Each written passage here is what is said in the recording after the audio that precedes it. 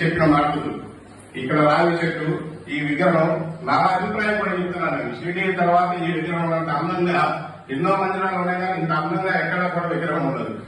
ఉండొచ్చు, చాలా ఉన్నాయి, కానీ అంటే ఎందుకో ఆ భావన షిరిడికి వెళ్ళామా అన్న భావన కలుగుతుంది ఇక్కడికి రాగానే.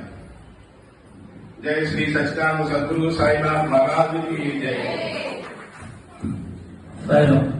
చాలా అద్భుతమైన లీలలు అవన్నీ మనకి ఒక పాఠాలు అంటేను అలాంటివన్నీ మనం అమలు వేసుకుంటూ బాబాకి దగ్గరగా కోరుతున్నాం. అదేవిధంగా రేపు ఎల్లుండి శనివారం దత్తాత్రేయుడి జయంతి. ఈ సందర్భంగా మన మందిరం ముందు కొన్ని కార్యక్రమాలు ఏర్పాటు చేసుకున్నాము.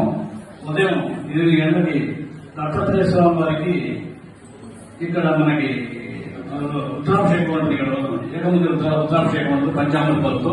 ఉదయం 7 గంటలకు వస్తే 7-8 గంటల ప్రాంతం వస్తే మీరు స్వహస్తాలతో రుద్రాభిషేకంలో పంచామృత అభిషేకం